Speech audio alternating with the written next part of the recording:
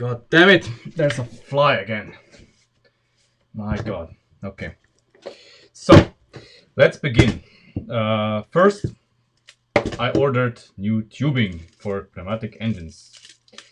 This is what I was waiting for a long time. The tubing was not in stock, so I had to wait for a while. That's why no engines have been made.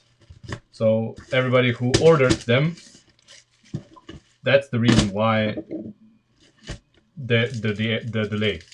So on Monday, all the engines are gonna ship. Hey Yannick, on Monday, all the engines are gonna ship because now we have the tubing. Lovely. Okay, and of course some parts unboxing. Bricklink delivered again, and that's extremely well packed. Jesus. Merry Christmas to everybody. I hope you are well. Yeah.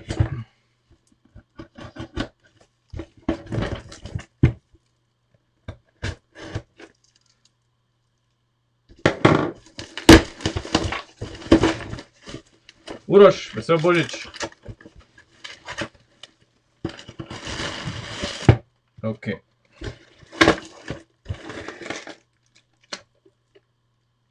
Well, that's all. Well, that's 85 euros for you. Let's see what we've got. Okay, so cylinders, obviously. Ordered some new frames for the Sierra. These parts, well, 2 of them are for the Sierra seats, and 2 of them are extra for, you know, we never know where to use them. Some extra bionic. Oh, okay. And of course, I saw these. I saw these in the shop and said, well, you know, those would be handy for, let's say, a one-way clutch or something. So, you know, I ordered them and we'll see where they can be useful, if they can be useful. So, first order of the day, sorting of the parts, and then we can continue with our regular programming. No, that's not my Christmas present. It is just parts that we need. Of course, I should have ordered more panels, but you know, I have the Land Rover back then, and I need to dismantle it anyway because it's a huge part store, and I don't really care enough for it to keep it around.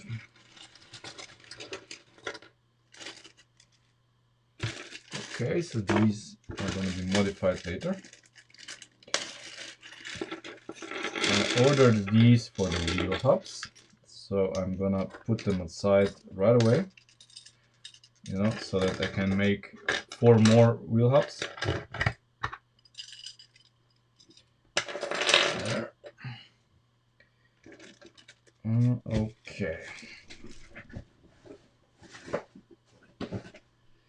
So, let's sort the parts.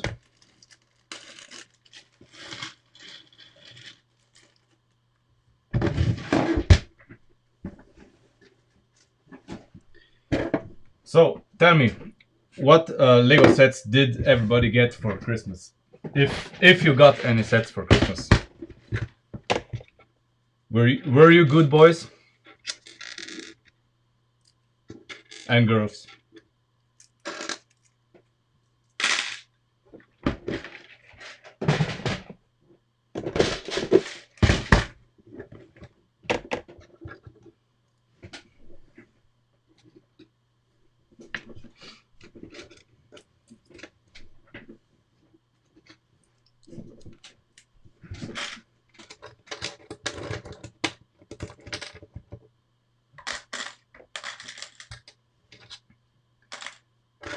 There we go. So where to put these?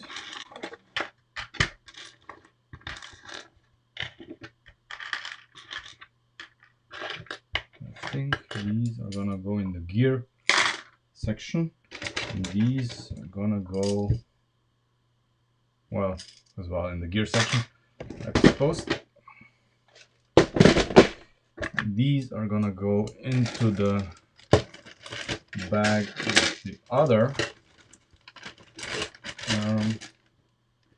frames, I mean part of the frames. 42100. Which is this, the Mustang?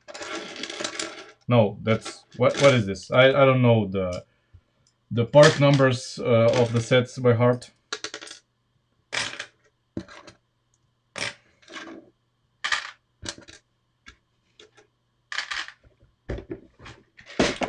Okay.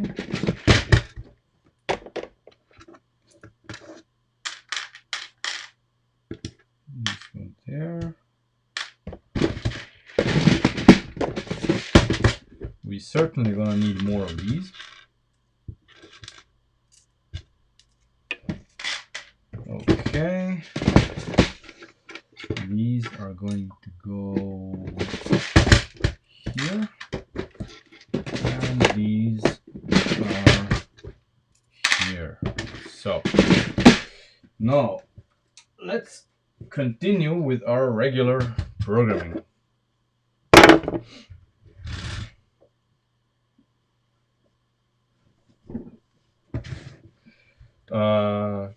Do you also have the Urash? Do you also have the car transporter to go with it, so you can put the car on the transporter?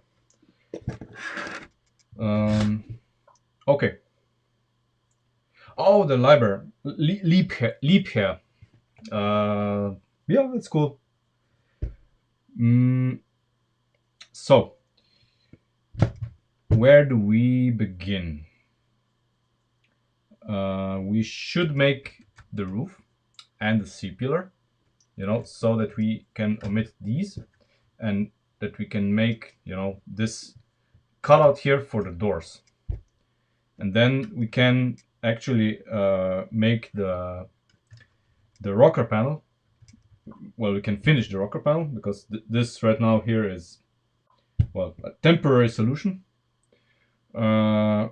We can make something that looks more refined, and then we can continue with the rear. During the weekend, I'm gonna make the engines, and in one of the streams over the weekend, we are going to put them in the engine bay and see, well, if they fit. Okay. First, let's see what the dimensions are. For this, come on. Okay, what's this? For this, let's run Photoshop.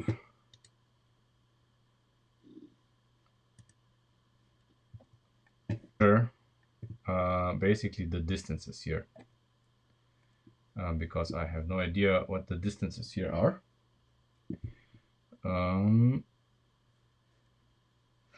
Where is our file? Because I never know. So side view scaling factor is 16.4. So if we measure it,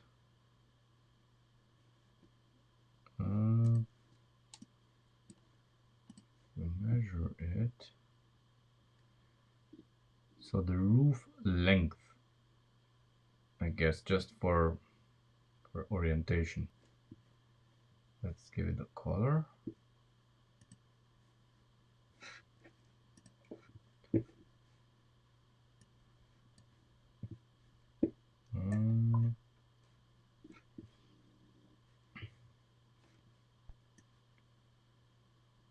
Yes, I can. Let's drawing. So divided by 16.3, and we get the studs. So it's 745 divided by 16.3. It's 45 studs. So as calculated, basically. I mean, it could be, since it's 45.7 here, and depending on how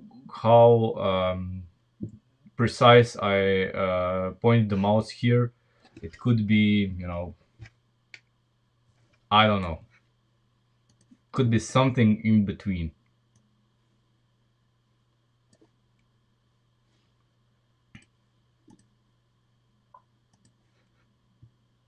Oh, on model. Oh, okay.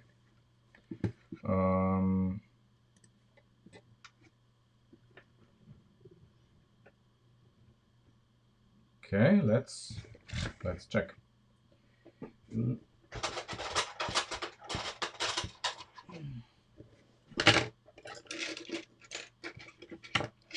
Let's check.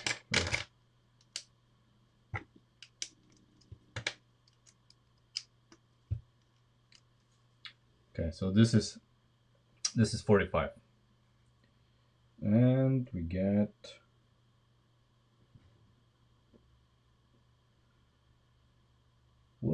46. Would you know? We get basically 46 studs ish. It's 45.5. So it's actually, since what we got on the drawing was 45.7. So if we got 45.5 here with this is actually perfect. Especially since we know that the rear wheels need to be aligned with the studs. So, and the front wheels need to be half a stud offset, because the fender is going to be half a stud offset to the front. So it's basically perfect.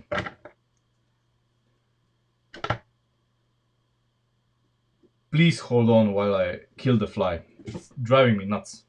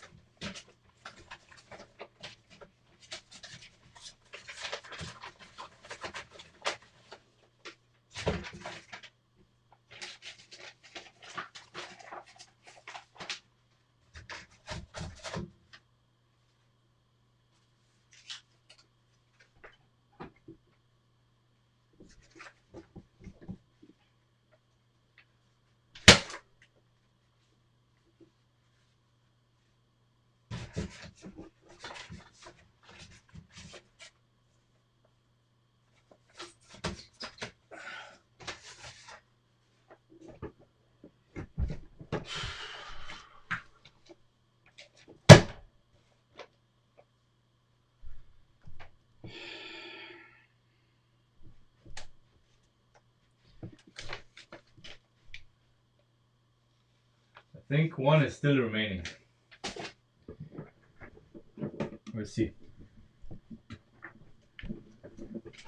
I've checked everything in the room, everything, and there's nothing. Everything is clean.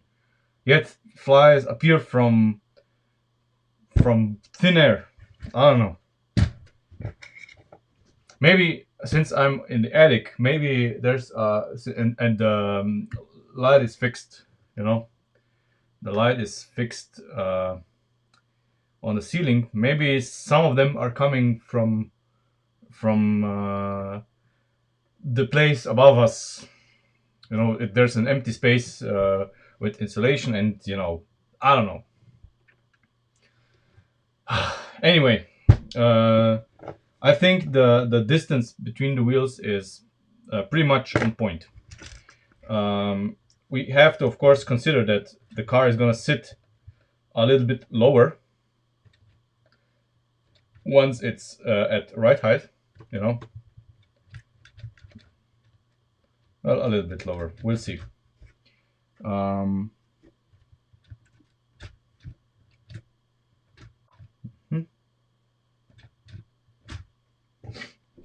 yeah, crazy times. I know. Flies in December. Okay, so let's. What the fuck? Who wants something from me now? Oh.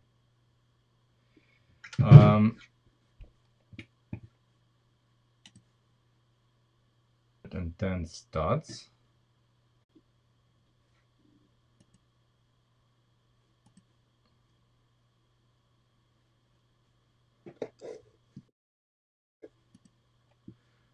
What happened?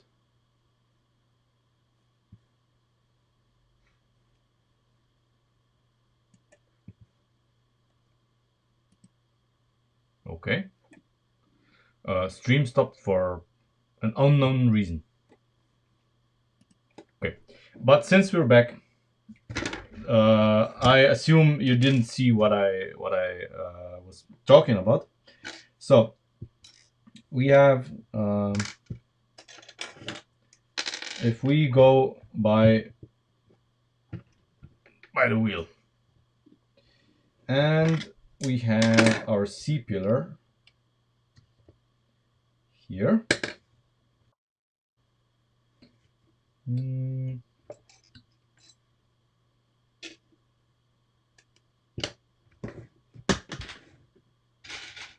I'm not on Tilva. I'm basically on Telecom, so should be fine. Okay, if we have the C pillar here, and we have oh, for fuck's sake.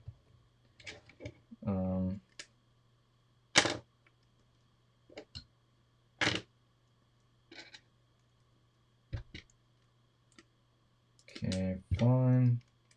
Okay. You know, so just that it doesn't do some funny things on us. Okay. So, 3 studs of this need to be in front of the middle of the wheel, and the rest behind, roughly. That's what the calculations show. So the base of the C pillar is roughly about here ish, and then the roof needs to be about 24 studs long, and then after it reaches the 24 studs, and then it descends, something like that. Now let's discover well, what this is. So 24 studs is 15 plus 9. 15 plus 9. So it's 15 plus 9. So this is the length of our roof, approximately. So the roof ends here. Okay. I'm gonna mark it. That's the end of the roof. That's the end of the roof. And if our C pillar is here, of course the C pillar angles up a bit from about here. Okay, that's not right. It looks too steep. Way too steep. Should be something like this, but then the roof is much longer.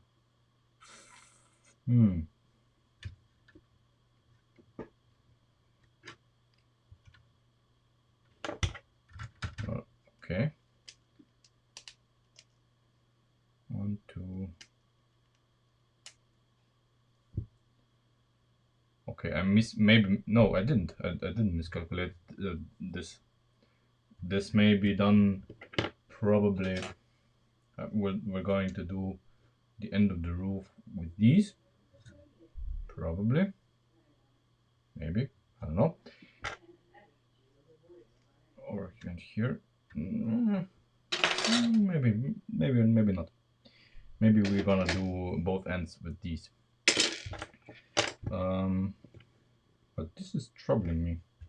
So basically 24 studs, 15 plus 9. And if I take this, okay, it needs to be here. This is the end of the roof. And this is the C pillar. This is very strange. Very strange, because on the drawing, if we look at the drawing, let me post you a picture of it.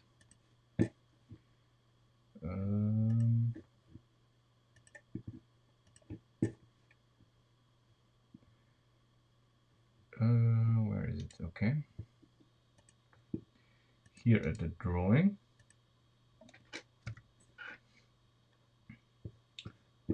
we have an overlap. So the C pillar and the roof overlap. And here they don't. Let's check. Let me check what the problem is. Maybe I miscalculated. And let me do another calculation. So side view 16.4. Okay, maybe maybe this is a big. Let's remeasure it. Or it's 25.6. That longer. Still don't. Basically, this means that if we have the drawing and this in the same frame, basically it means that the relationship between the wheel center here and this part of the roof is wrong. So we need to remeasure this from the drawing. Maybe this whole thing needs to be further back. Maybe we miscalculated something.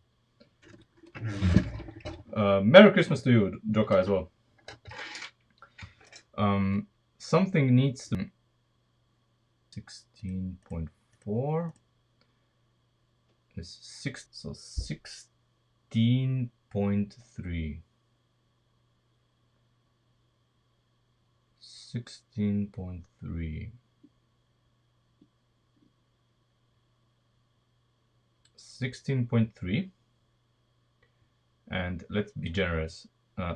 Let's say 16 and 27. So that's it's not 45. 16 plus 27. It's 43. Okay, that does make sense. Okay, it does make sense.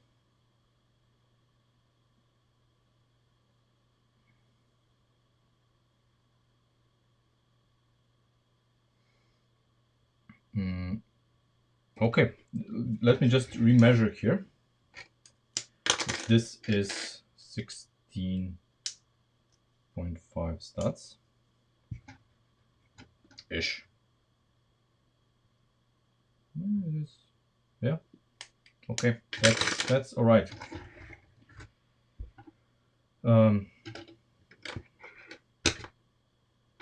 But it's maybe just my perspective. Oh.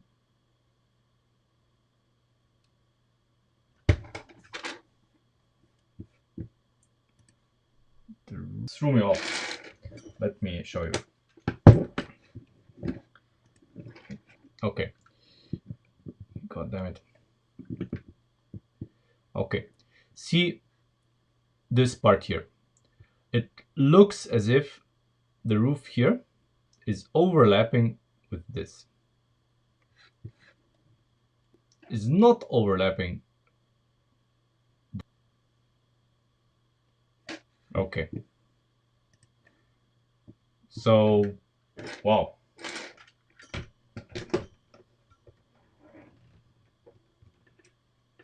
So this is right, because this does end exactly where the C-pillar needs to begin.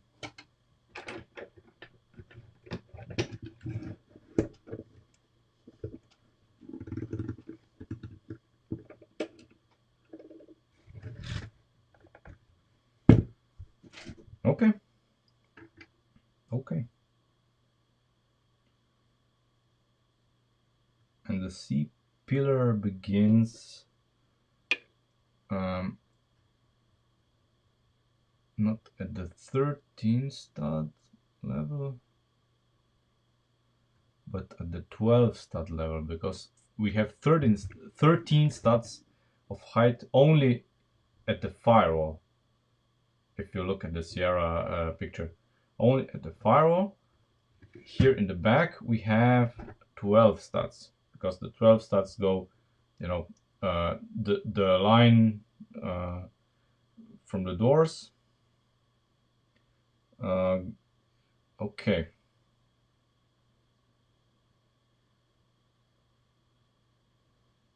Okay.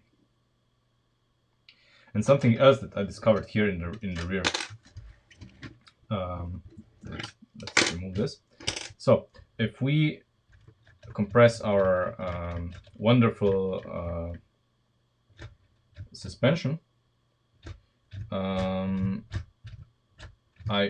mean, probably it's probably gonna be fine and all. I fear that we might add more. We might need to add more more suspension travel here in the rear. Not a problem, not a huge problem. We can divert the springs here, because they are the limiting factor, and mount them basically here. Then we need, of course, to put more springs here, so 2 more, because then the force with which the springs are acting on the push rods is going to be less. But the suspension travel is going to be increased, because the springs are not going to be reaching their stops as quickly. But this is something that we're going to worry about at a later point. Right now, this is fine. You know, the suspension right now is basically as stiff as the one on the Lego buggy, the new buggy that they made. Basically non-existent, because there's not enough weight to basically compress the springs by driving. So if we would be driving this car right now, even the front springs, yeah, the front springs maybe are soft enough, but the rear springs are too hard for the weight that we have on now. Okay, enough talking. We need to build something here. So since we discovered that we need to go 1 stud lower, and this is going to be the parser shelf, that's not a problem. So the parcel shelf is gonna be this, and we are going to use these guys. Basically, they are gonna be the parcel shelf. Well, obviously, they don't fit. This is gonna fit. I'm gonna use for the sake of our eyes, I'm gonna use a gray one. Otherwise, we're gonna go blind.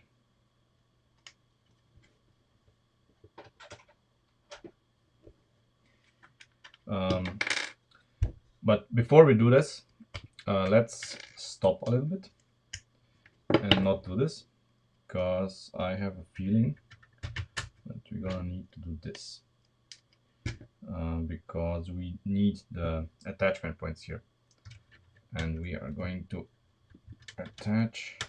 Come on, work with me here. There. We are gonna use this.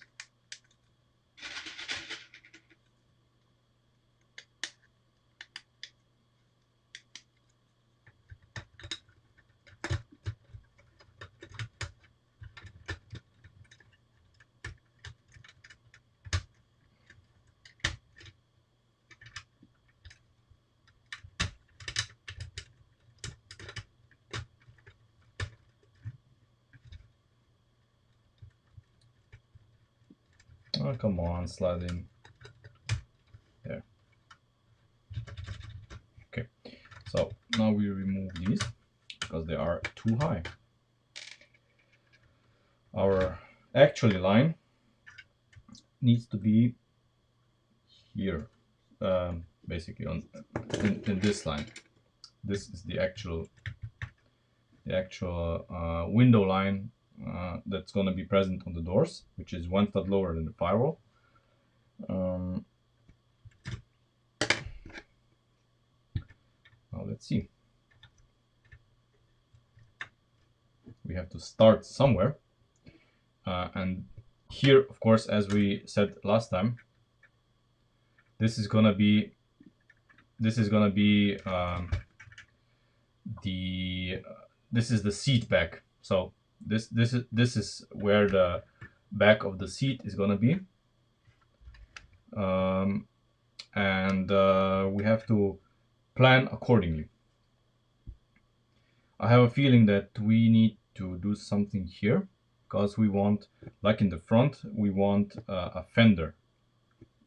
I mean fender. We want an arch going. I think we used this guy in the front. See, this guy in the front, and we are going to do something similar here in the rear. Something similar, of course. Probably lower, because the rear wheel is gonna have, I guess, less suspension travel. It's gonna be somewhere. It's gonna be here. So instead of this one, that's a bummer, because this is really nicely positioned, and I don't know what to place and what to put in its place if we remove it. Well, it's something, because it can't be here.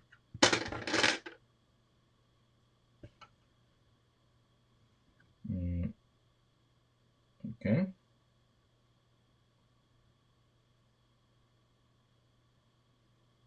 Okay. Now let's do a little bit of experimenting.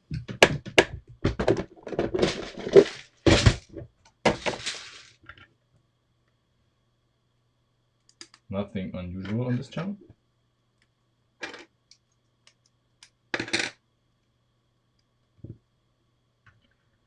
Will it work? I have no idea.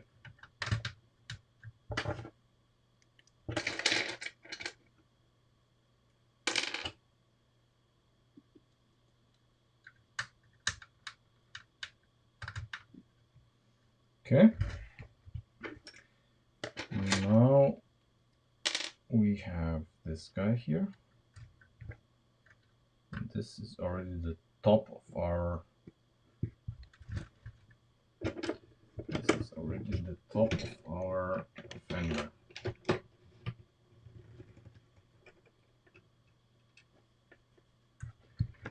Okay.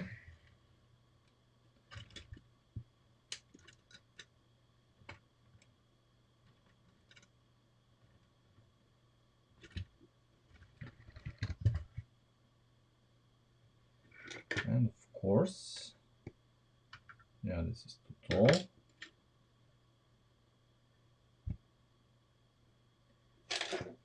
This guy is fitting on over the top of it. Yep. Pretty much. And I think that this is exactly one stud lower.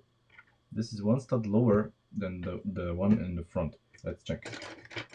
Which would be pretty much the way it should be. Yeah, exactly. So the rear arch is going to be one stud lower than the one in the front, which is exactly how it's on. I mean, exactly, you know. The rear wheel arch is a little bit lower than the front one. Usually, it's because of the whole line thing, and the car is usually, you know, it's the front is a little bit lower than the rear. Usually. So maybe this is the right. Well, why don't we consult our blueprints? Because I don't know. The rear is a little bit lower than the front, so maybe not one stud. Maybe one stud is a little bit much. So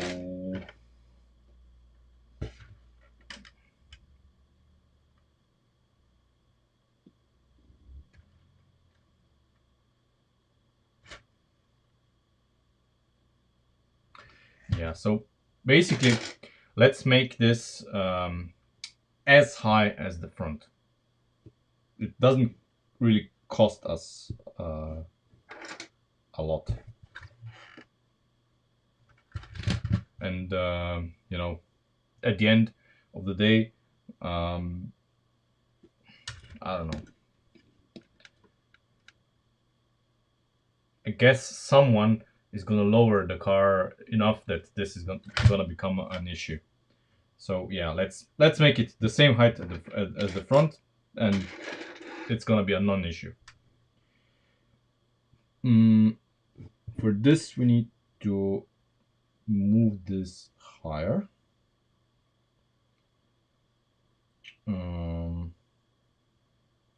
Which might not be as easy as thought.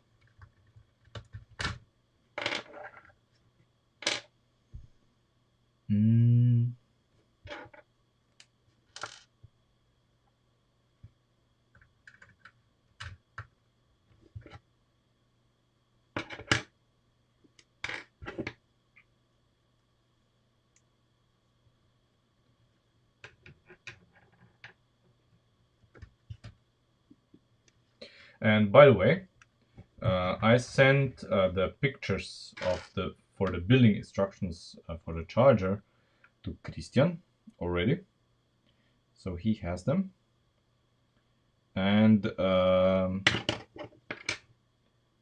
he is gonna build us a 3D model. Well, a 3D model, a model out of in a digital designer or whatever software he's using. Well, no pressure here, Christian. And then after he's done this, we are gonna be able to have a parts list and all the other things.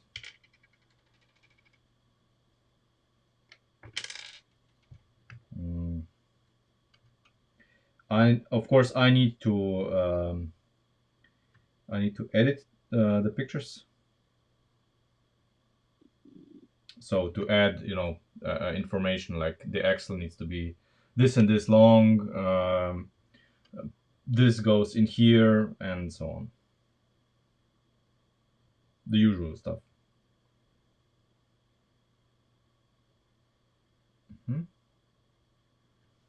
Okay, let's do this way.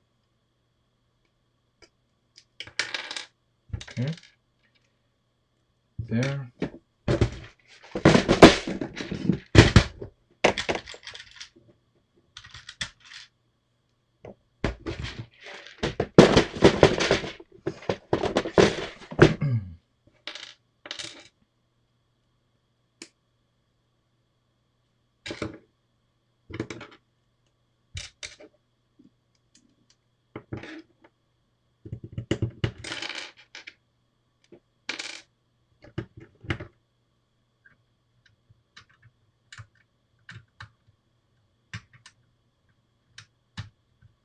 There we go. That's better. Okay. One,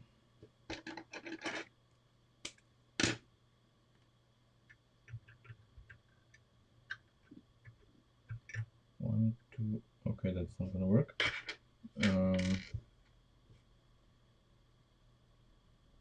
Okay, we need to fix this to this.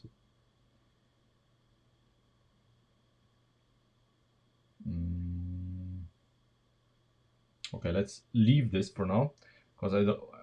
This may change drastically. We may end up not even using these because of the C pillar. No, so we need to see how we're gonna do the C pillar.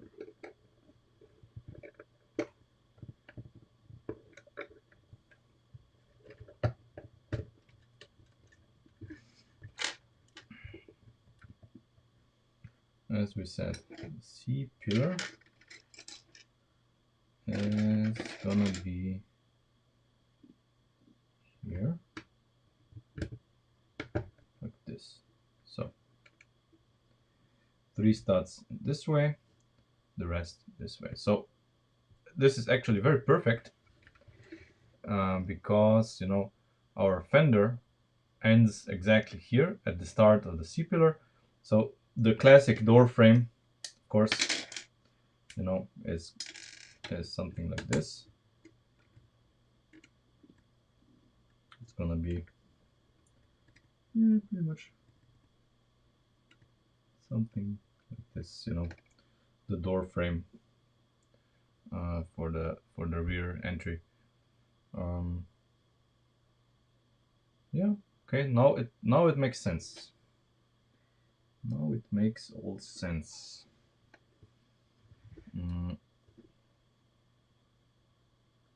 But of course we need to calculate. Well, we're not gonna calculate. We're gonna just eyeball it, what the angles are, with the classic method. Bricks on screen.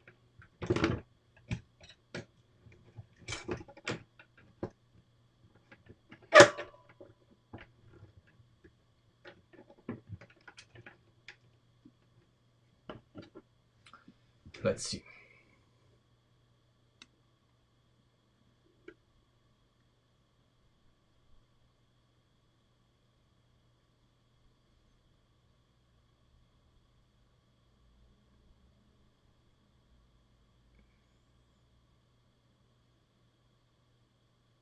Yeah, it's approximately this. That's the angle of the inner angle of the C pillar, which is okay. It's more than I thought. Something like this, which is quite a lot.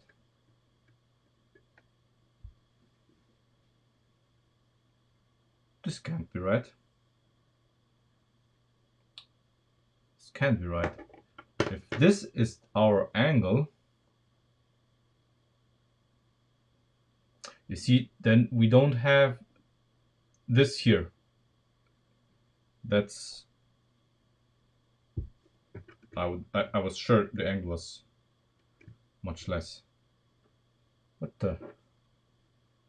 That. But it is like this. This is illogical. What the fuck?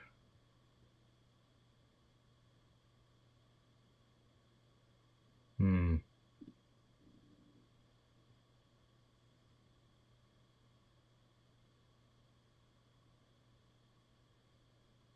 This is very strange.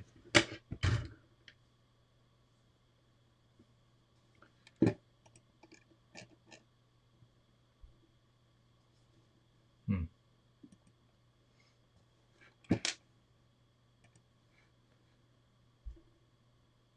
This is very strange. So basically, I'm at a total loss of why. Okay, that makes no sense to me.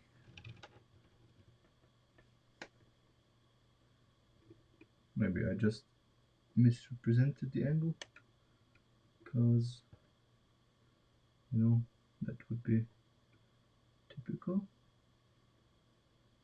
Okay, it's just, this is just a little bit more. Yeah. Yeah, okay. Yeah, okay. It's because everything here is wonky, and yeah, it was me. So yeah, okay. This angle is about right. Now we need to see if anything in Lego geometry corresponds to it. What I think, well, we don't have the room to use the same technique here as we did for the A pillar. Not not the same technique, but maybe a similar technique that we used on the A pillar. So maybe bionicle joints again, but we have a lot less room here to do what we did in the front. But first, let me see if anything like, you know, this here would correspond to the geometry, you know, in the off chance. In the off chance that it's gonna be at least similar. It doesn't have to be exactly the same. Right, you know?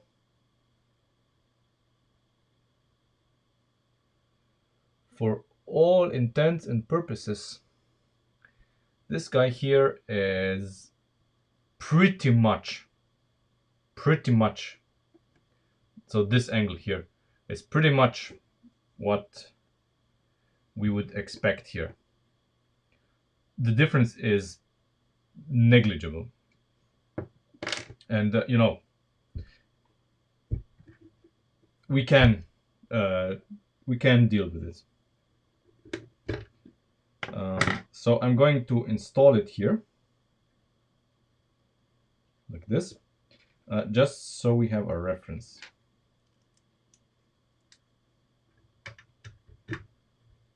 And with this reference here in place, we can now see if we can do anything like in the front, because we need to accomplish both goals. Of course, it has to be angled and inwards, and you know, there's two angles that we need to engineer, and the bionicle joints are pretty much. I mean, Christian did really a good job with this setup. I must admit, it's a brilliant idea.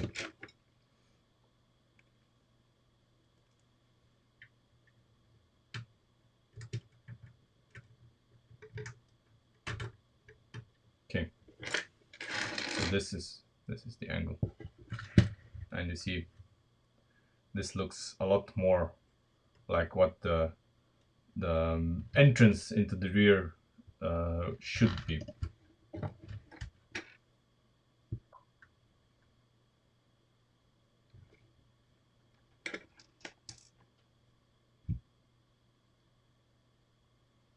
Yeah, it's the compound angle. Yeah.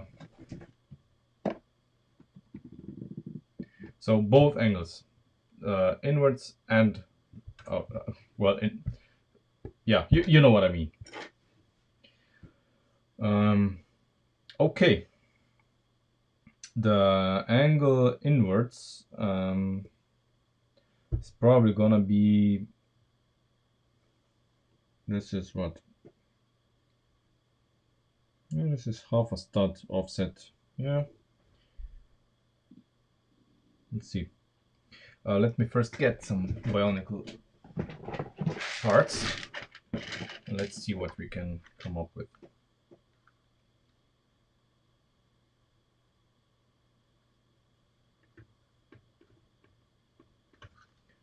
So first, let's gonna build a jig.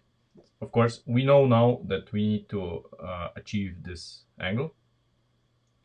And we need a jig to see what we can experiment with. It's easier to achieve the angle inwards. That angle is gonna be relatively easy, or easier if you want to be precise. Nothing, because nothing is really easy, but it's easier than the other things.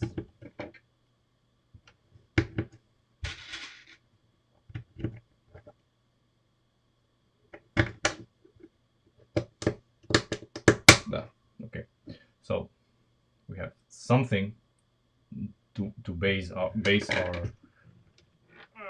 our work on.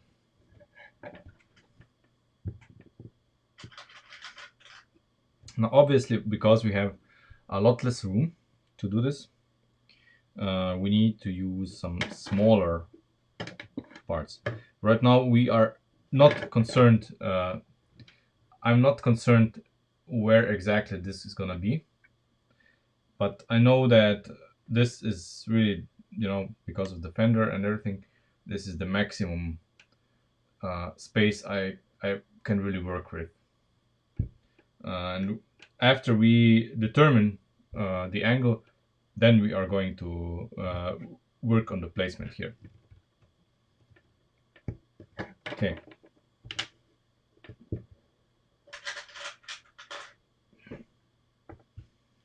So let's take, I don't know. We need 2 ball joints anyway.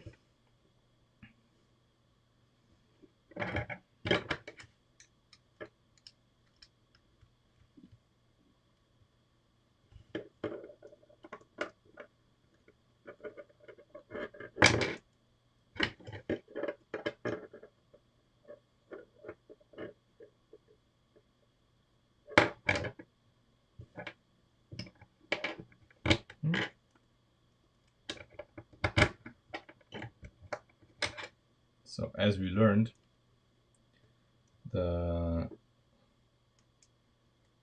these pinholes make perfect holes for the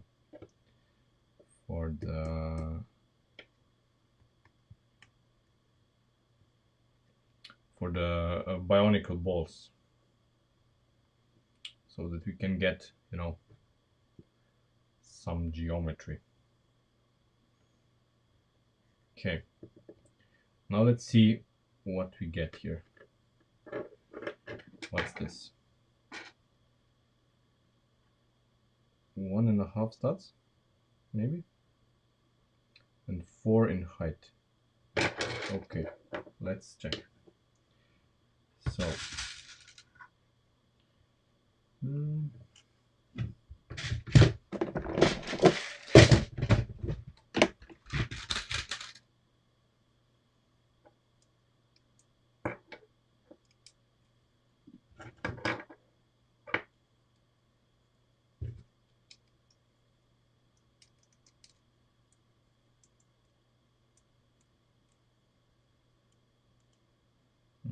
yeah, but it's not really, because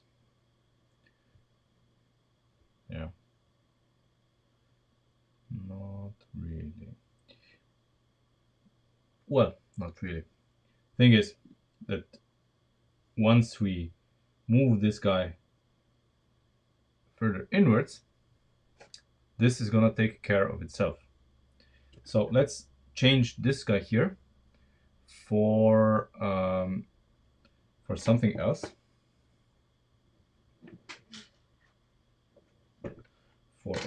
For these, and let's place it further inwards and see what happens.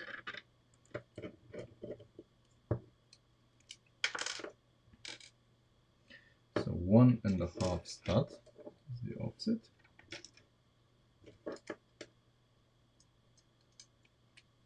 There.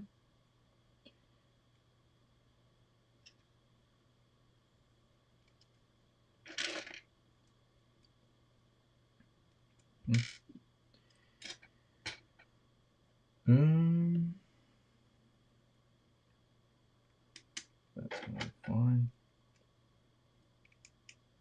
I'm just cobbling something up. So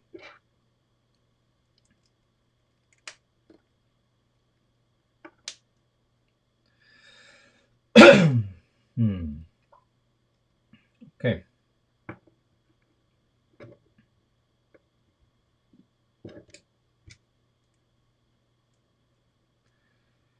Hello, Rose.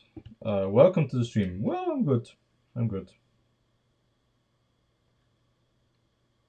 So, suddenly, we have a solution that might work. Let's check.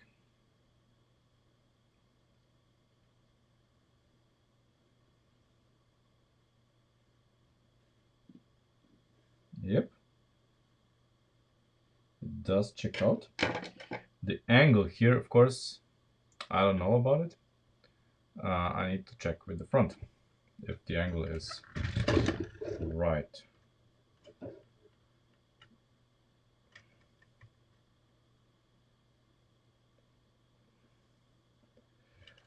Well, to my untrained eye, it looks ish about. It looks about right. But of course, we are gonna see whether it's right or not once we put it on the car.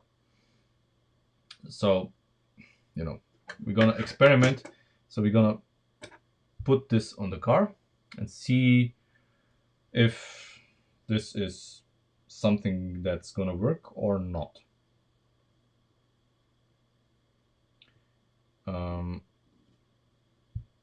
Where is my... Oh, okay. Never mind. I used my red pointy bit here. That's the one. So basically, we need to then this part here. This part here.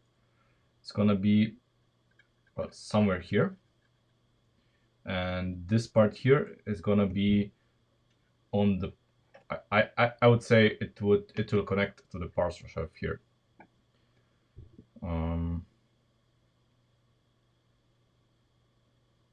So we need to make an attachment point for this, and I guess we could use this guy here.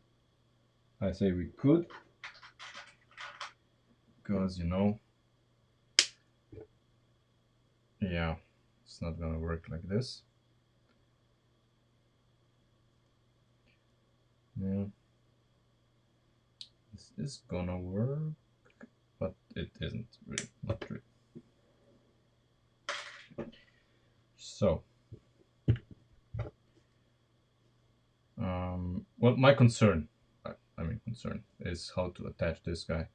But I guess we are going to flip it over so it attaches up.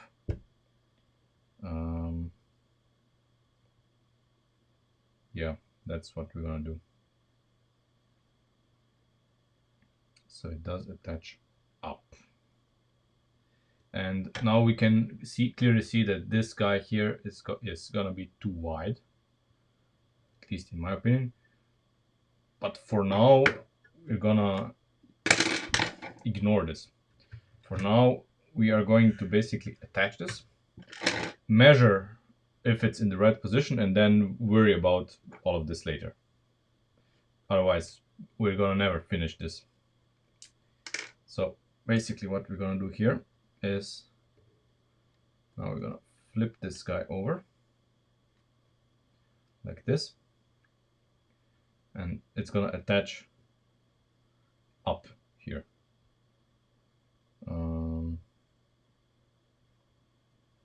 With something.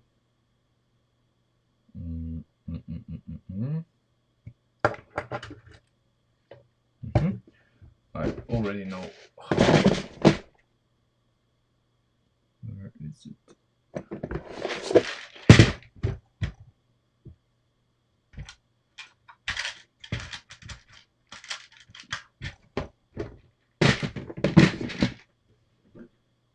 With this guy.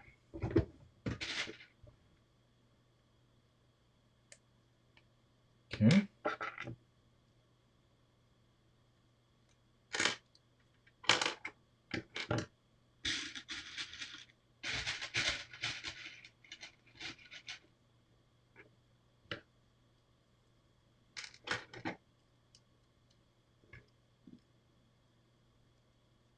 There we go.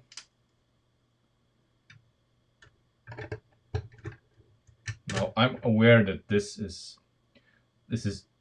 too far out. Okay, this is too far out. Needs to be further in. But right now, I don't care. All I want to do now is to see if the angle of this is going to be roughly the same as the angle in the front, so that it adheres to the geometry of the, to the to the geometry of the roof. If it doesn't, well, we'll see. So we said 1.5. 1.5. And this is our angle. Okay. So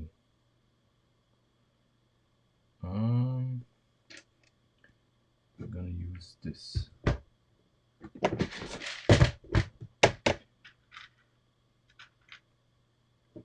For testing purposes.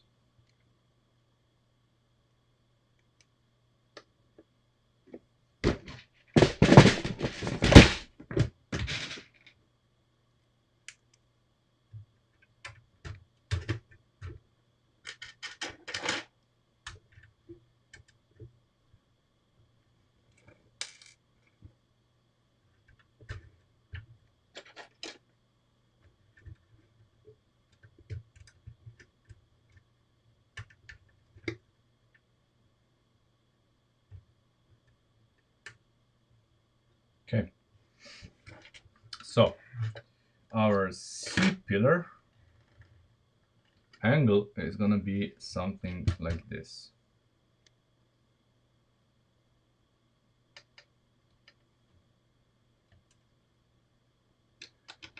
It obviously, as you can see, it's too far out. It needs to be, I think, by 2 studs further in. But right now I just want to see the angle here.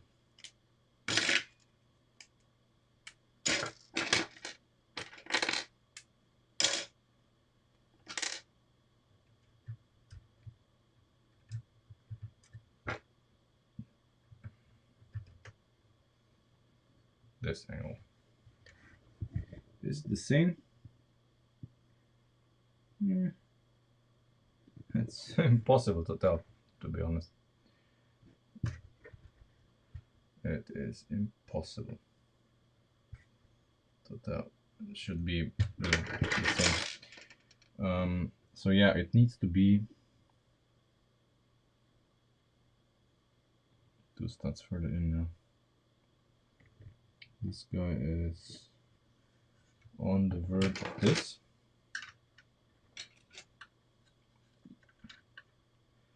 This guy.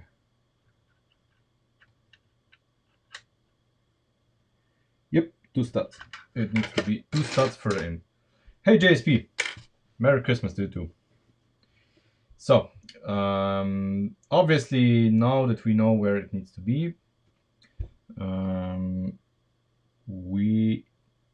I think we can keep this. We can keep this. We just need to move the mounting point here further inwards.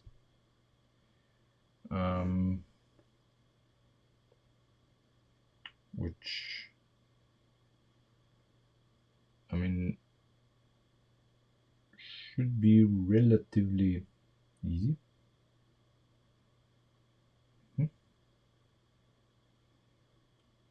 Yep.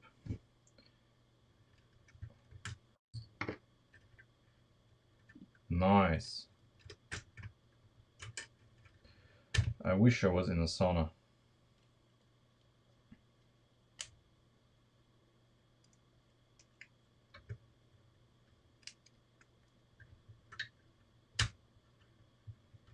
Okay.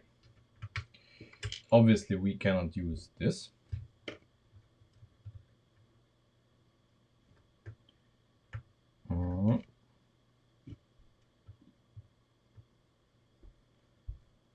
Now, how do we fix this?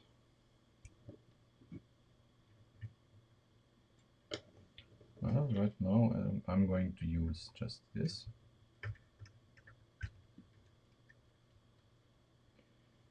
And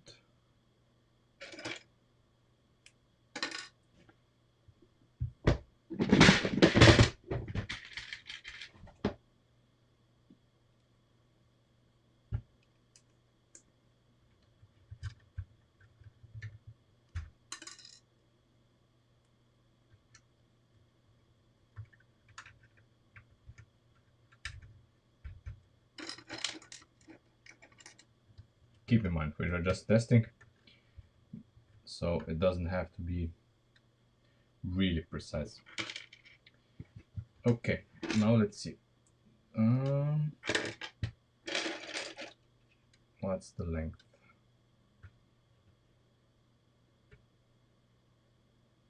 Okay, approximately this long. And now it looks much better. It looks to be, well,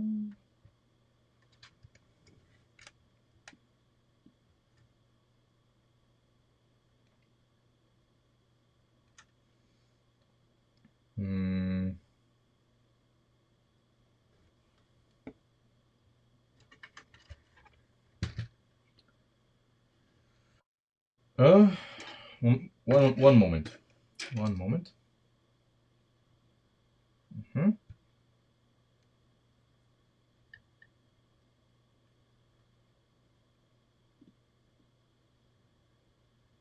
Okay.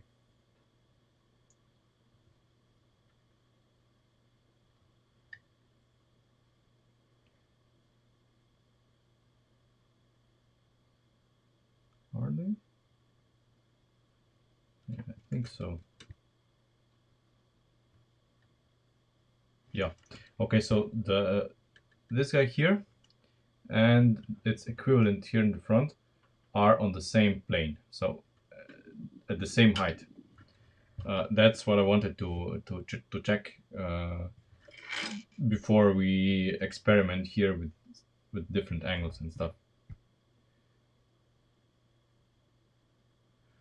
Yeah. Okay. Now, ideally, I would like now the top mounts, so this guy here and this guy here, to be in in the same axis. Obviously, I already see that this is not gonna happen, so we're gonna have to adjust the angle that this is sitting at in the rear. So let's extend this and see where we're at. basically.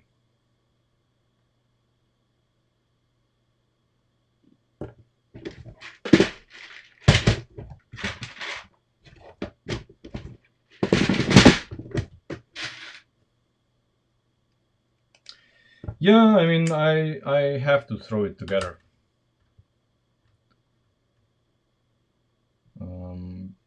You know, I mean, it's not our first rodeo, so you know exactly how it works.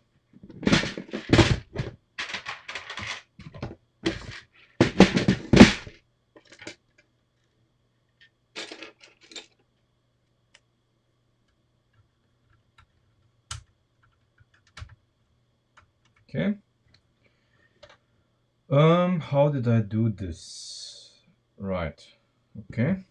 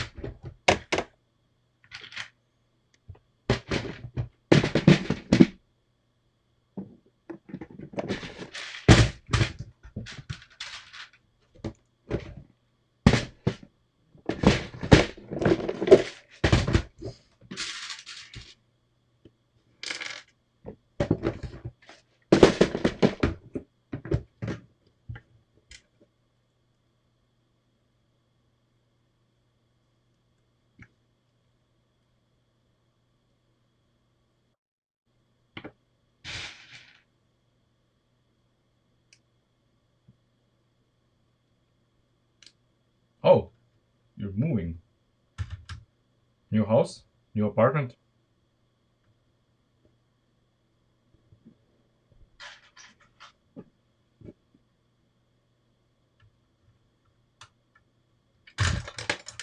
Right.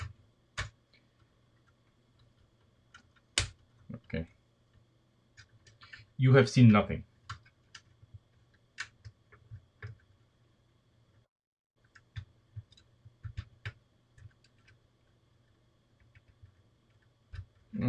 That's nasty. Yeah.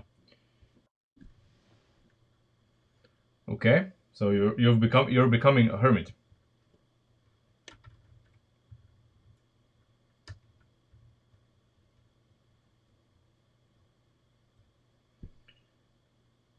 Right.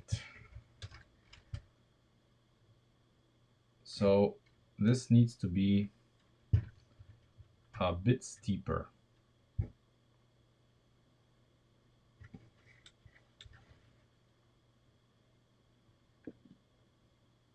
Yeah, I guess.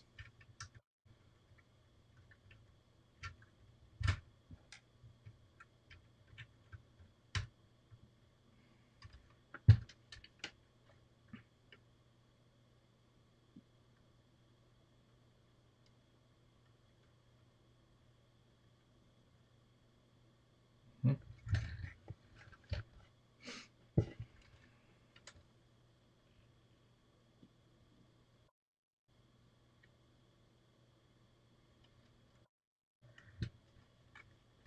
Oh god, two saunas. Well, I could use one.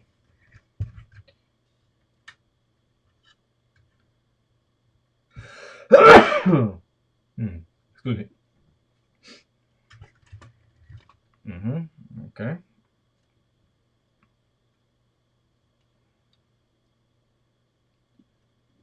It's gonna be right.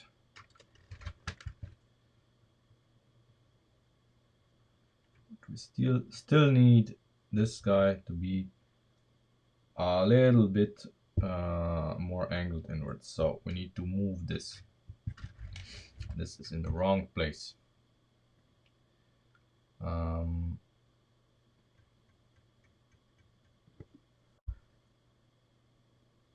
so this is in the wrong place. Well,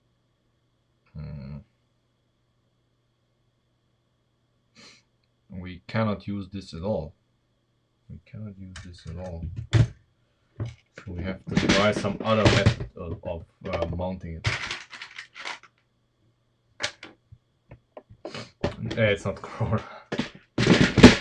You don't sneeze. I mean, you don't sneeze because of Corona. It doesn't work this way.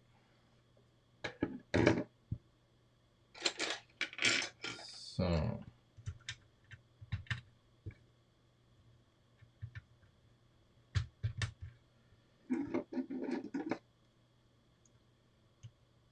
Okay.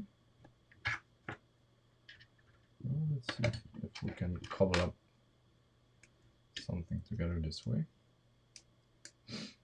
Hmm.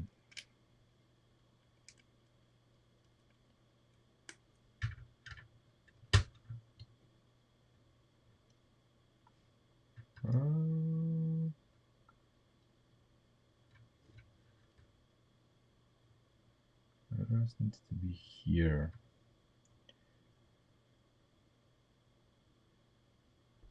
Okay.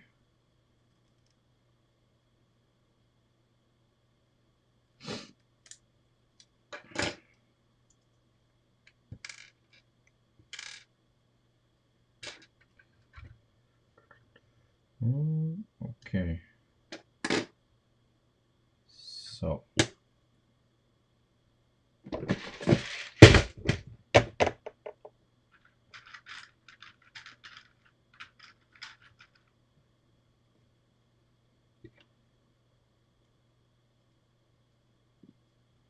This guy is here. And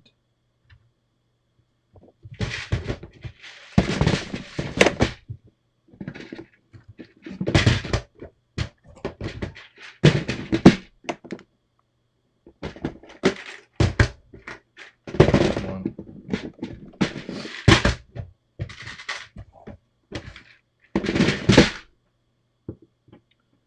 This guy's gonna be here. Yeah.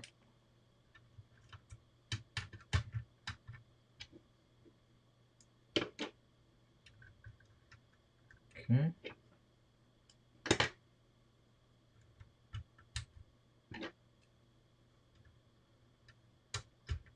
Okay.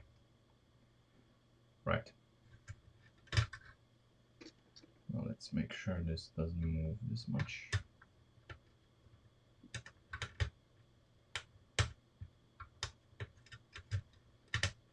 There we go. And we can marry these two.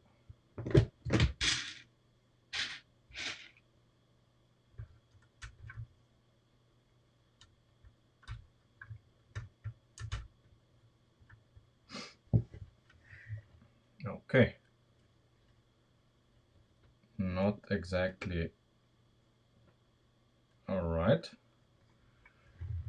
I mean, the roof, you can see that the roof is dripping a little bit to the back. Maybe not on camera, but you can see it in relation to this here. You can see it in relation to this.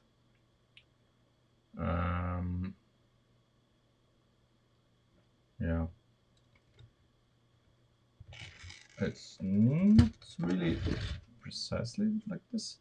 But of course, the thing here is that we need to move this guy. This guy now is exactly like it's in the front. But I think if we move it a little bit, it's gonna be fine. Then the roof is gonna be perfectly all right.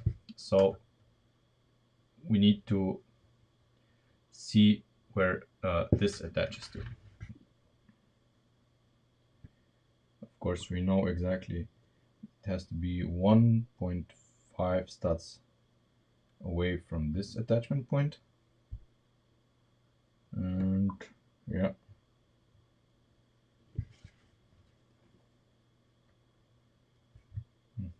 Yep, I think this is gonna be fine. Yeah, I mean, fortunately I have not moved in my life yet. I'm still living in the same house I've lived my whole life. But yeah, I can imagine that when moving this, I mean, I helped friends move, so I know what it looks like.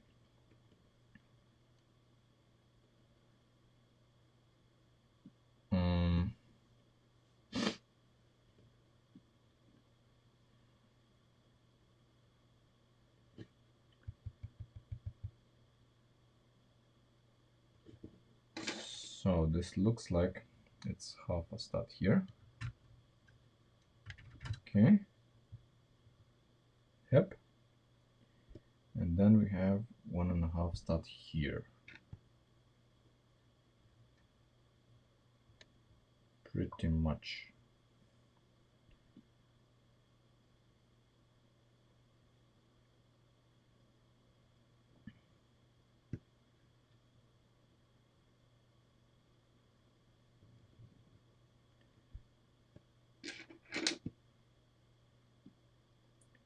Okay, let's try this. Well, yeah, I mean, I do not own that many things that need to be packed anyway. But yeah, I mean, once you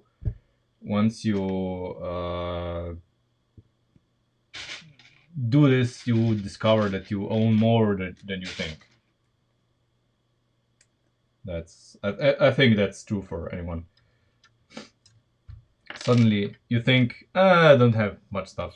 Oh my god, this is all mine. But this is a perfect time, you know, for throwing stuff away that you don't need anymore.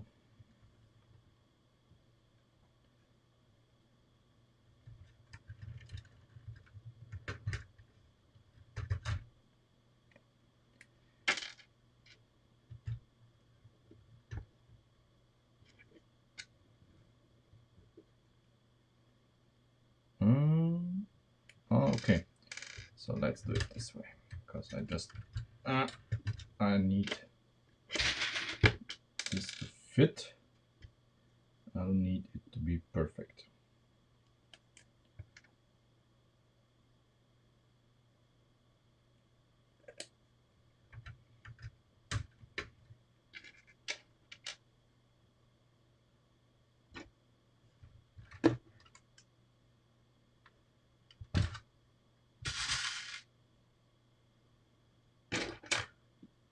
Okay.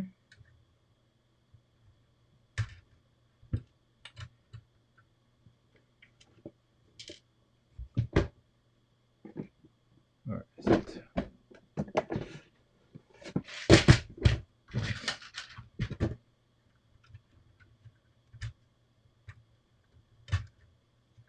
There we go.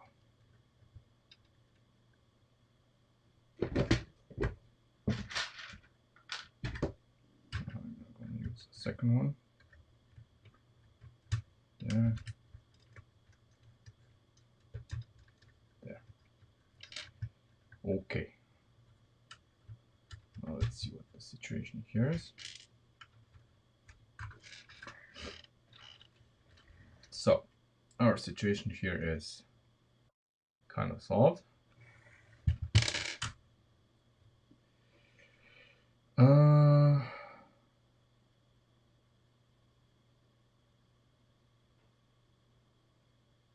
What? Why don't I put a box frame in line with... Where do you see a 5 long lift arm? That's what I would like to know. I don't see a 5 stud lift arm anywhere here.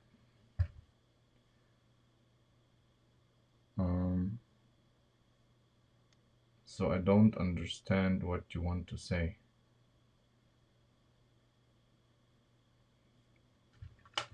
Let me just first check.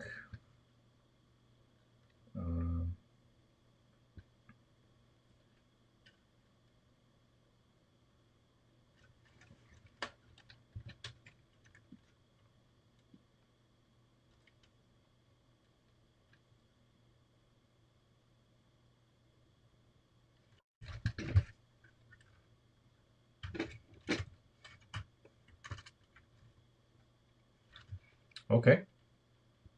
I'm just checking the geometry in the meantime. And it does look pretty good. Does look pretty good.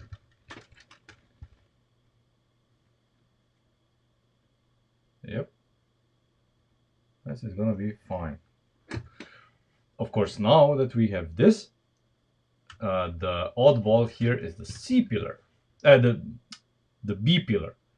Now the B pillar is still as straight as it was before, and it needs to go, of course, because it needs to be at the same angle as the A and C pillar. So the next thing that we do is, after we cleaned up this area here, we need to make the rocker panel properly and the C pillar, the B pillar. I keep mixing those up. Okay. Let's see the mess and Jesus. Christian already has built the Sierra with a sunroof. Okay.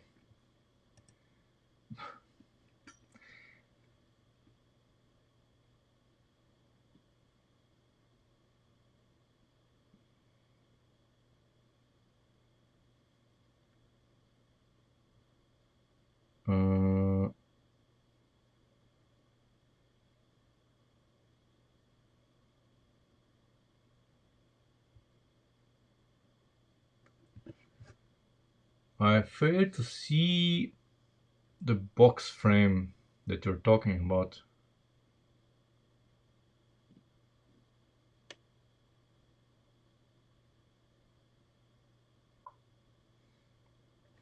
Oh, another one. Another one. Okay. Okay, that's a very, very good idea. Yeah, I haven't thought about it, but yeah, that's what we're going for. Yeah, that's what we're gonna do. Obvious. I mean, it's obvious when. Yeah, as Christian did, we're gonna do this now. So.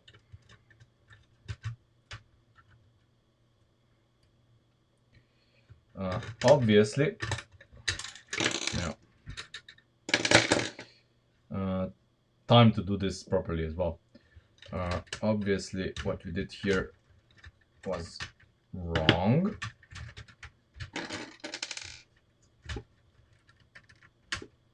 Because what we should have done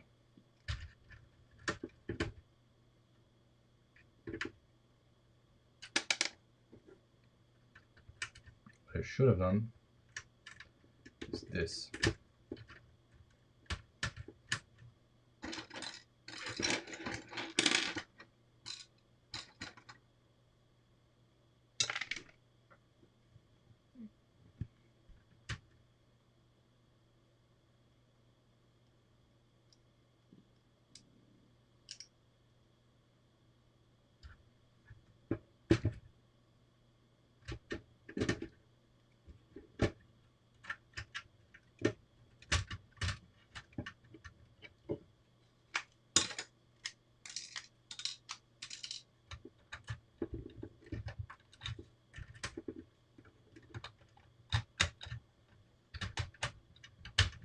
There we go.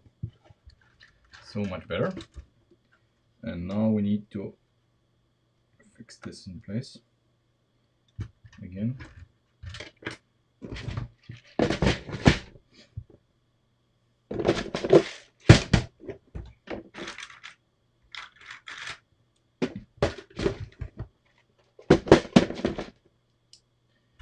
Now I am aware that now it would be the perfect time to devise a mechanism to keep those two in place, the springs, but we're not gonna do this right now. Right now we are going to do the A and C pillars. The B and C pillars. Jesus, I'm so confused all the time.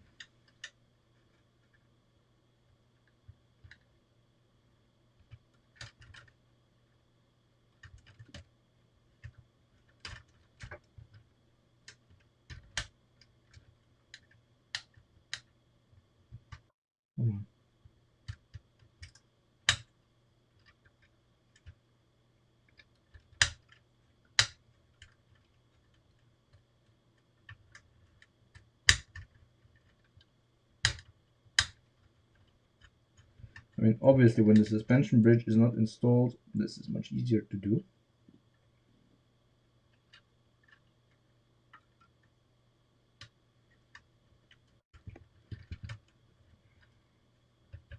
There we go. Hey, Marco. So, now that we've done this, we can mount this in a more sensible fashion. Hey, ADM. What's up?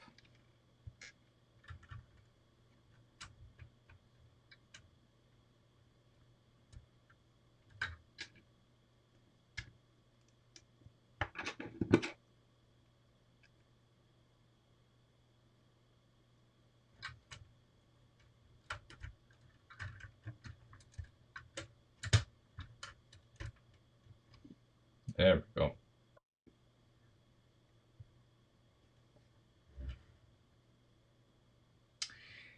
No, it didn't have springs in the boot, but this is our Sierra. We are going to do a push rod setup. You know, we have a push rod setup.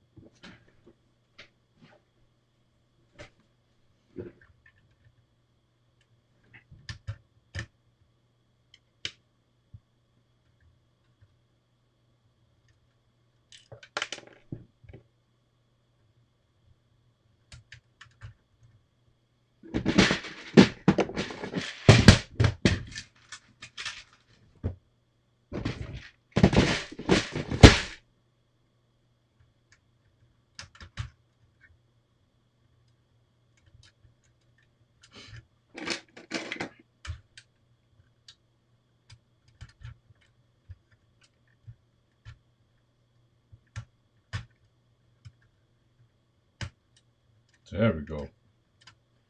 Okay.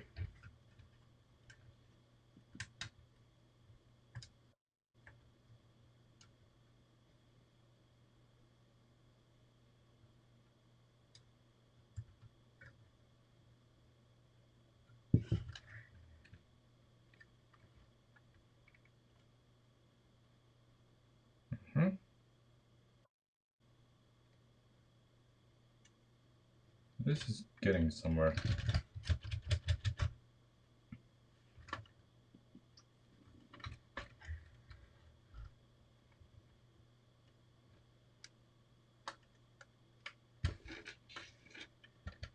Okay. Obviously, we need to find a better solution for this. This was just cobbled together because reasons. But now that we know, oh yeah,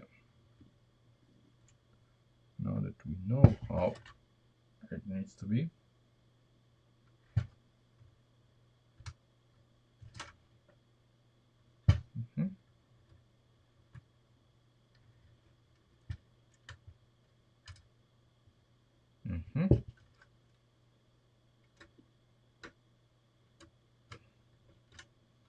Okay, we need to adjust this. See, we need to adjust this once we start with this. So I'm gonna replicate this on the other side, real quick, just so we have some symmetry. And then we need to work on the B pillar.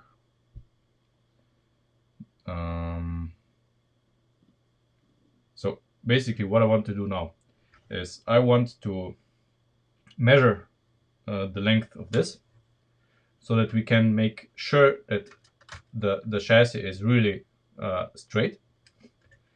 Then we design this part here. We make the roof so that the roof is as long as it needs to be. Then we can remove this part of the C-pillar and we make the C-pillar proper. So because it needs to be angled, of course. That's the general idea. Okay, so let's replicate this.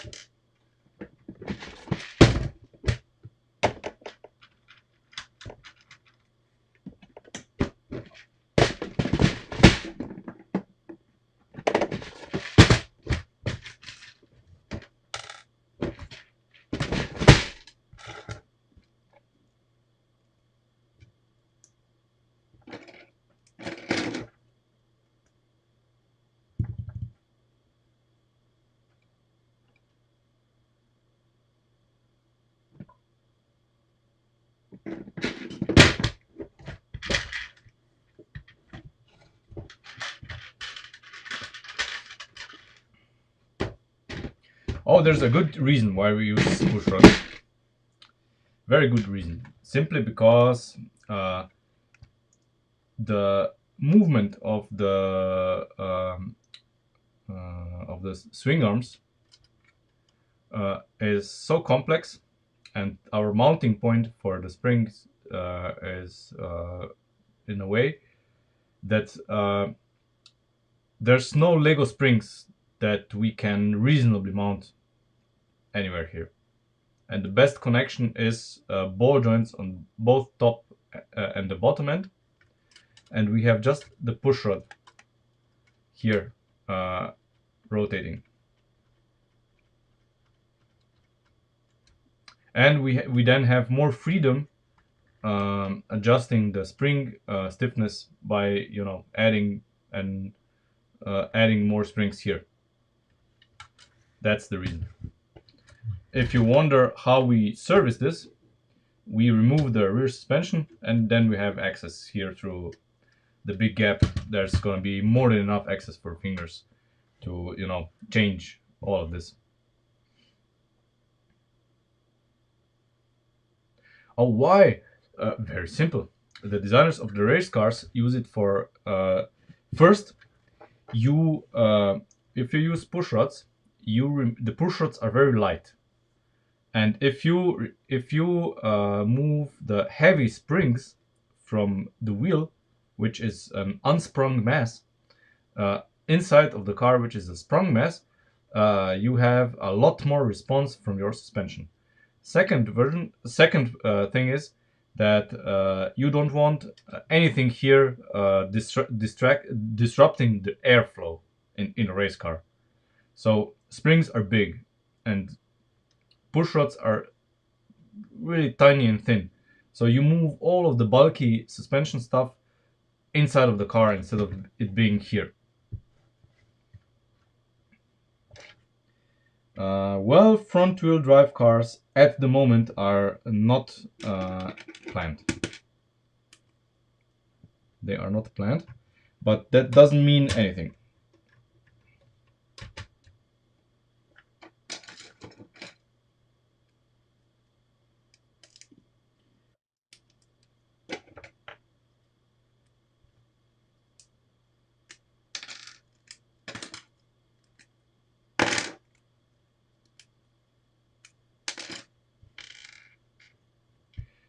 That's not true, Ben. You can adjust ride height without changing spring rates with normal springs as well, because you have coilovers. Coilovers are exactly that. In coilovers, you basically have rings with which you just adjust the height of the whole thing. You have rings on top of the bottom, and then you basically just adjust height only, not spring rate.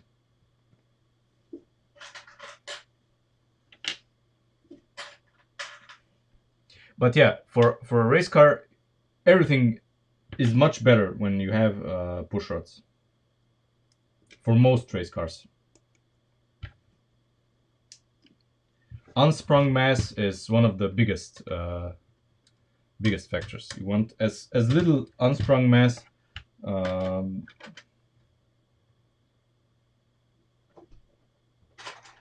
the suspension components as possible.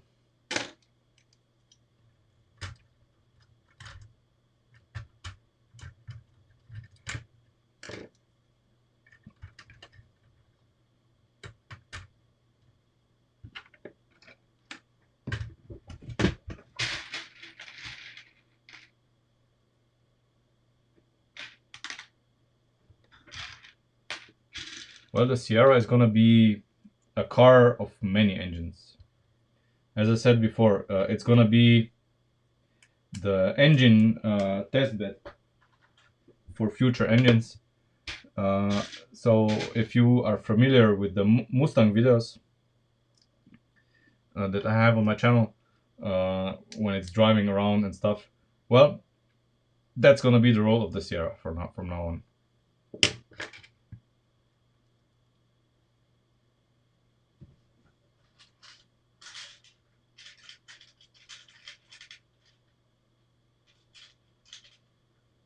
So if I need to test a new engine, it's gonna be tested in the Sierra.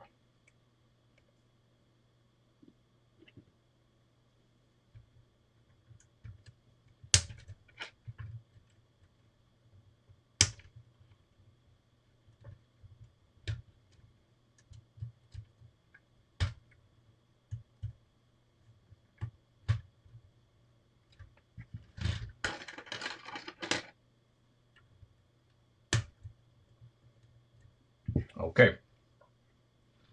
So we have this part done. Not at the moment. The Mustang engine is here on my shelf. Right now, the engine bay of the Mustang is empty, but that can be changed very quickly.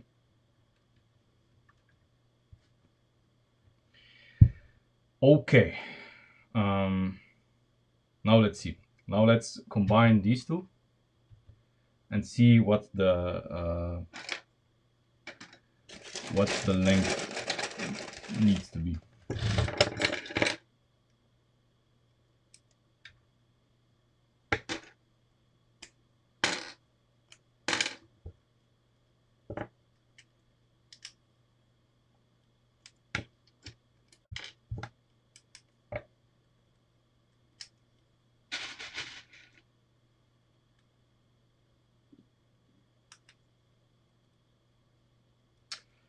That is true.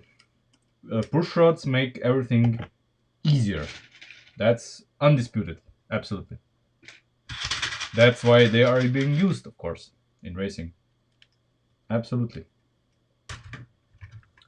I am a big fan of push rods, and I think that the Bugatti, so the Chiron that we make, is also going to use push rods for the front and the rear.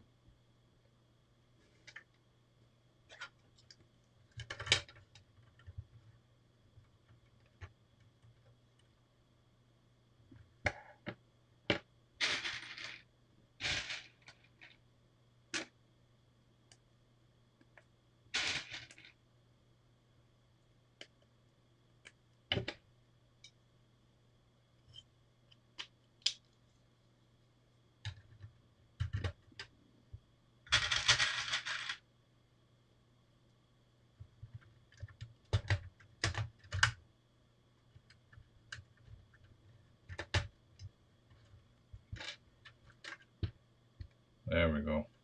So, oh yeah, oh my god. Now that I put this in, things are stiffening up very nicely. By the way, has anybody seen the video of someone lifting up the new Ferrari model of Lego? How flimsy everything is designed.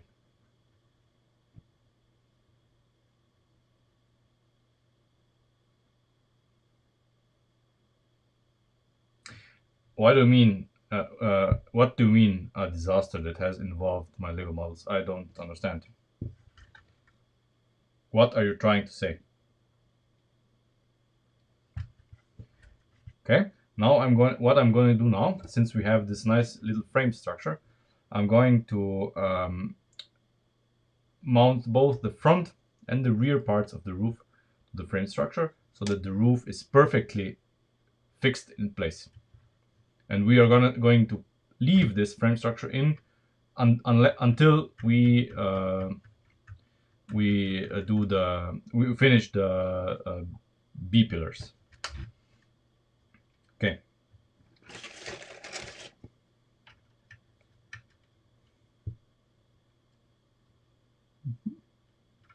Oh, nice. That's a nice match.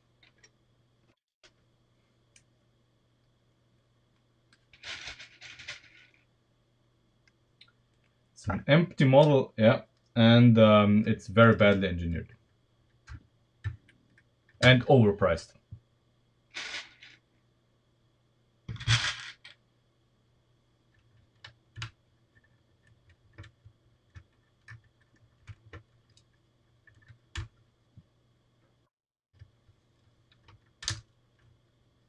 Obviously.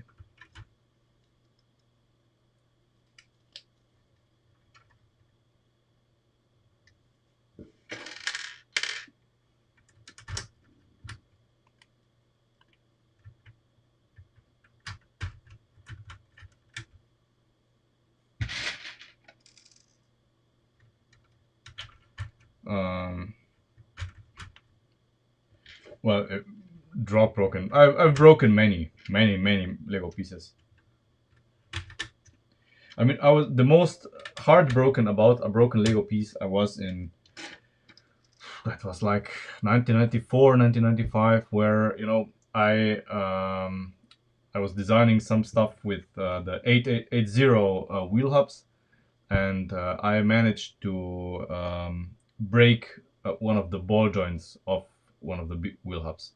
And back then there was no brickling, nothing. So of course, once it's broken, you don't have it anymore. Yeah, I agree with Christian, absolutely. We need more generic, non-licensed Lego stuff, not just cars, just stuff that is technic. We need function over form. We need things that are really functional. They have like 4 or 5 functions, because now I mean, with all of this, we can put a lot more functions into a model than we did before, with less pieces. And licenses, every now and then a license set is okay. I'm not against license sets, but I'm against them being a regular occurrence.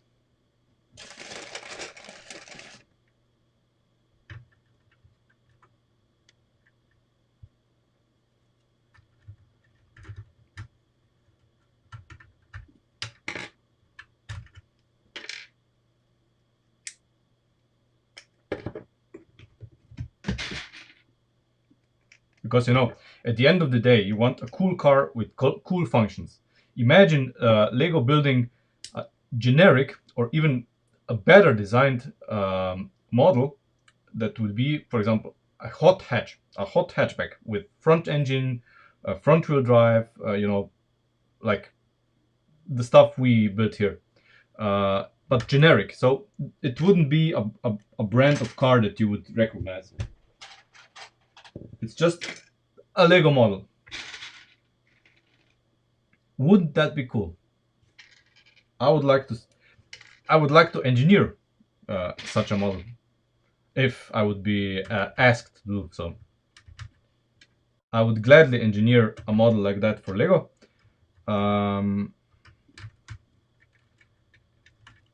With all of the functions, you know, gearbox, you know, the whole shebang.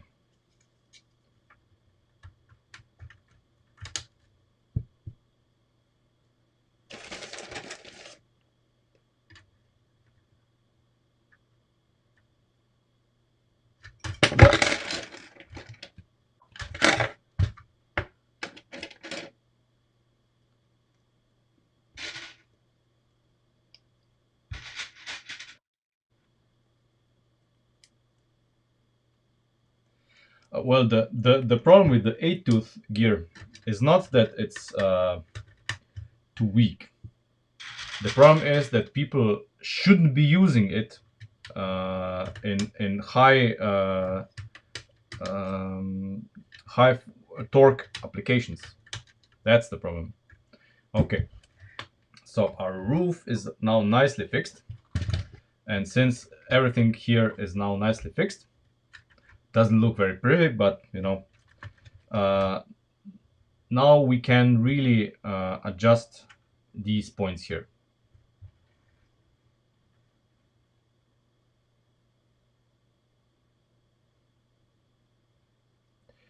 Well, Timothy, I disagree with you very much. The 24-hour race car, Le Mans race car was a very uninspired and boring set. You know, I would say thanks. I hate it.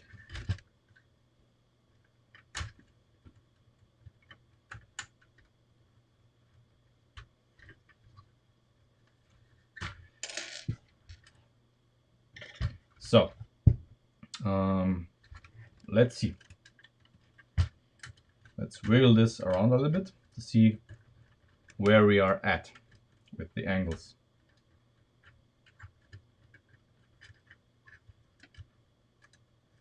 Because now that we have a fixed roof now, these angles need to be spot on.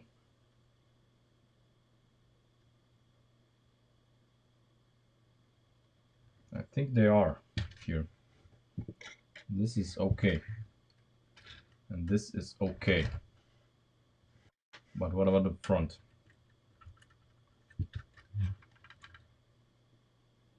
Yeah, this is also okay. So both of these basically just need, you know, to be non-flimsy. If once we made those actually well connected to this properly, should be fine.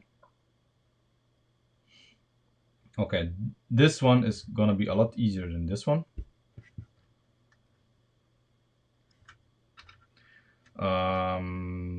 My tip is for you is to watch some of my E30 videos. There's I think in the last E30 video is a whole set of a link to a whole set of pictures of the whole car, and you know, download those pictures, and there will be some ideas on how to do this. So first thing I want to do here, I want to use a longer rod. So this is gonna be really, really, really sturdy.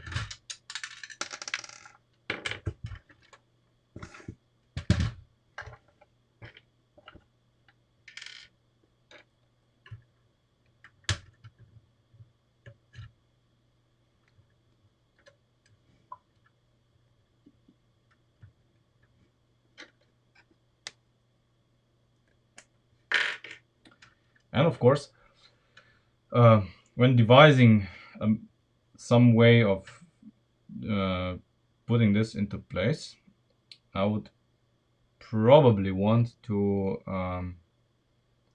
to use a method that doesn't involve us doing this. So I don't want to build myself into the into a corner like this, or do I? Because I guess we are going to do sloped sides for the roof. So yeah, this is gonna cover them anyway. Yeah, let's see. There's no news about the Bugatti. If I don't have the money for the Bugatti, so I have not talked to the guys from Viewis. It's gonna happen, it's gonna happen, but we'll see when. How? Okay. So what I see here is that we have a half a stud problem. What a surprise. We have a half a stud problem again. God damn it. So this guy needs to be half a stud higher.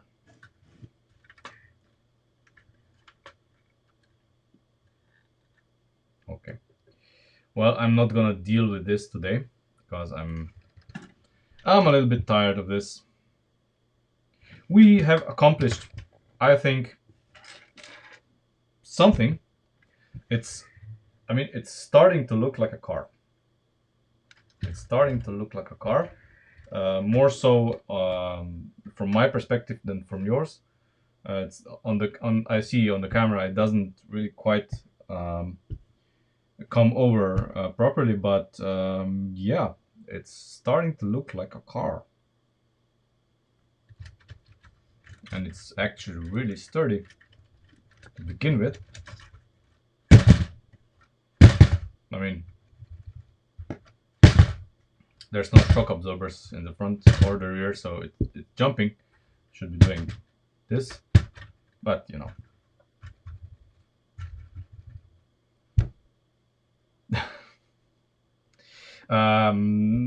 well, I need a design for them, and I can make some, of course. Yeah, so we're gonna stop for today here. There will be a stream tomorrow. It's Saturday, maybe even in the afternoon or in the morning. I don't know. Be prepared for a stream. I need to make 2 engines. I'm not sure if I'm gonna stream the engines, but I will be doing Lego tomorrow most of the day. So, and right now I feel like, well, I'm going back to playing some World of Warships.